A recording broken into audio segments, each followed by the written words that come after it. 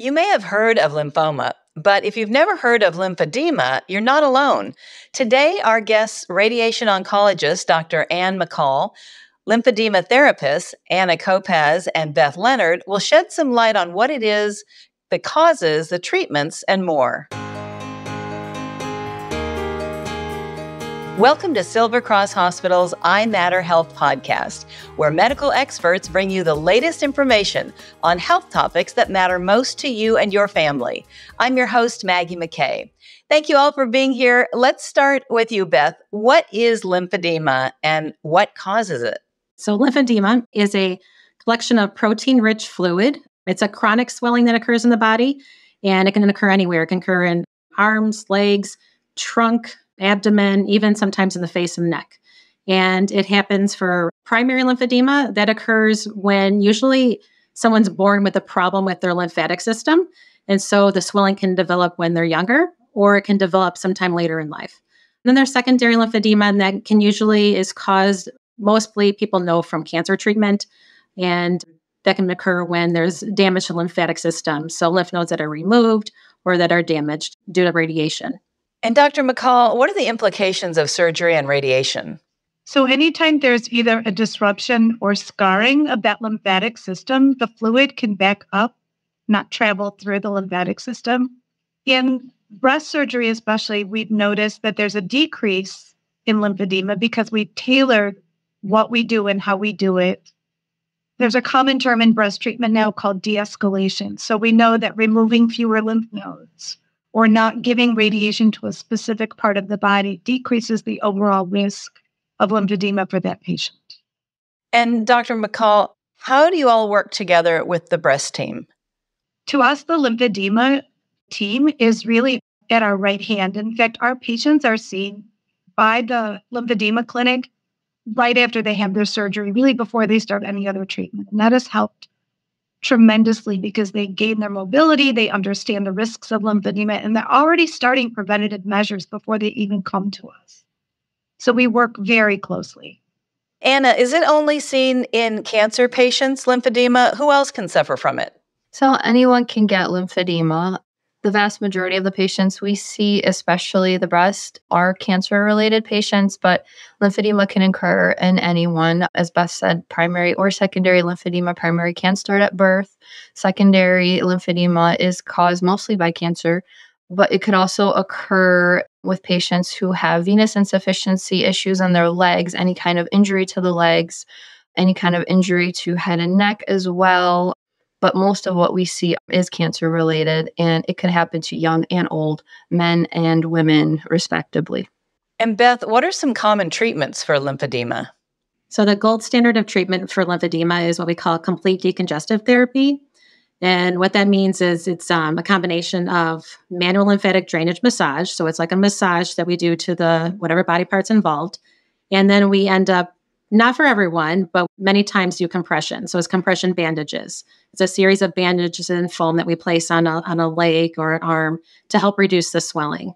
And then the whole goal of that is to get the whatever body part, get that swelling down, and then we get the patient measured for a compression garment that they end up wearing basically for the rest of their lives to help keep that swelling down. Wow, for just like on the limb or wherever it's affected? Yep, leg or arm. Mm-hmm. Wow. Sometimes we have people who have head and neck cancer. They end up having a compression garment that is put on their head or their neck to help keep the swelling down as well. And they have to wear it 24/7? Typically, so if someone has an arm or a leg swelling, they're going to be wearing it during the day. They don't want to be wearing it at nighttime. Well, there are different types of garments that you can wear for nighttime, depending on how bad the swelling is. If someone has significant swelling, then we recommend they get a nighttime garment as well. But if it's not as bad, they can just wear it during the day. For someone who has head and neck swelling, typically they wear it more at nighttime because that's when they're laying down, when the swelling starts to accumulate more. Okay. Anna, how do you approach treating lymphedema from a physical therapy standpoint? I imagine each patient is different. Right. So it's case-to-case basis. No two patients are the same. Here at Shirley Ryan, we have the patients come in usually with a script from the doctor. Any doctor can issue a script as long as it has a lymphedema diagnosis. They get on the schedule. They come in for an evaluation. Our therapists evaluate each patient. We take limb volumes and measurements depending on what it is that we're treating. We do a full evaluation. We take history. We use technology called Lymphetech, where we measure limb volumes using a iPad type of device that scans the limb, whether it's the arm or the leg, and it gives us circumferential measurements that are a little bit more precise than using an old-fashioned tape measure. And then we go over exercises with patients that they can do, and we explain to them the course of treatment, what it's going to consist of. Like Beth had mentioned, manual lymphatic drainage is the massage that we use. It's a very gentle massage. It's not to be confused with a deep tissue because the lymphatic system is located right underneath the skin, 2 to 3 centimeters deep. It is a very light type of massage, almost like skin stretching. We do also incorporate range of motion exercises if we can. And then if appropriate, patients are bandaged using short stretch bandaging. That looks a lot like ACE bandaging, except it is a little different. And that can, vary depending on the limb that we're treating, whether it's the arm or the leg. Typically, each session is 45 minutes up to an hour and a half, depending on the body part that we are treating. And we typically will see patients 2 to 3 times a week, if needed, more or less, depending on the severity of the treatment. We also do work very closely with University of Chicago Cancer Center, where we see patients throughout chemo. We do see patients throughout radiation as well, just to make sure that we are keeping an eye on the limb, keeping an eye on their skin, looking for any skin changes, any changes in swelling, and then, of course, reporting back to the doctor and to the team as necessary. So we do work as a team every day, making sure that we're all on the same page. We do, conference with each other, making sure that the patient is getting the best absolute treatment and the course of treatment is all on track. That's got to be really reassuring to patients that you cover so much and there's so many people looking out for them and that you're all connected. Dr. McCall, what is the clinical course of lymphedema recovery time like? One thing I want to say before that is that the lymphedema physical therapists have special training in lymphedema. So when we send patients to Shirley Ryan, we specifically send them to the lymphedema clinic. This is very skilled, subspecialized treatment that they have spent an enormous amount of time getting certification for. And I think that we're really lucky to have them with us because that's the answer to your question. This could be like a waxing and waiting long time thing. So some women are fine and then they're out shoveling the snow and they come in to see me and they've got some pulling in their arm or they've noticed a little bit of swelling. And then we just send them right back to their team at Shirley Ryan and they take care of them and they re-instruct them and they get the swelling under control and the patient goes back to their life. So sometimes the patient will see Shirley Ryan once just for education and they're fine. Sometimes they do need intensive treatment and they'll do that for the course of their cancer care.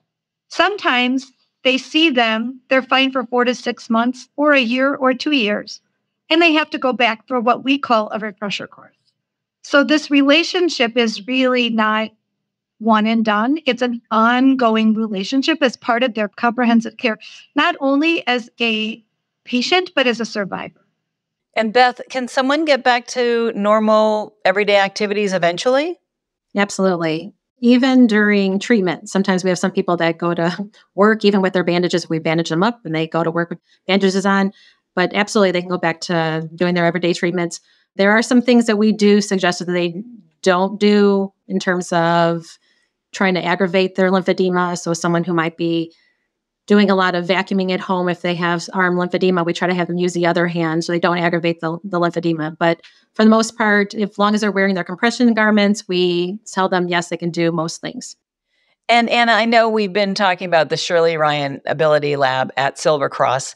We've touched on a lot of things it does. Is there anything else that we didn't cover about what it offers to patients? How is it different than maybe somewhere else? So we do have 4 therapists that we have here. We have someone here 5 days a week. So we are open Monday through Friday.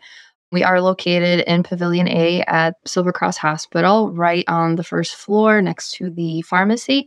We do offer other types of therapy. Sometimes we do work with the different teams that we have here, whereas ortho and or speech therapy, if we have a patient that requires other kinds of therapies along with the lymphedema therapy that they're also receiving. I always say it's the best kind of therapy that you can get because it's massage, it's bandaging, it's education. And I think a lot of patients truly understand the value of it.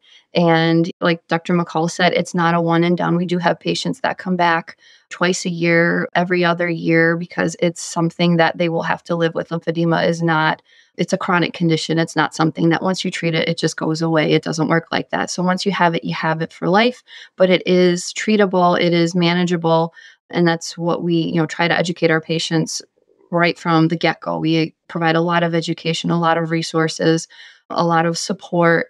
We teach families how to bandage if that is available to them, and just try to kind of let them know that they're going to be in good hands and they'll get the best possible care that they deserve.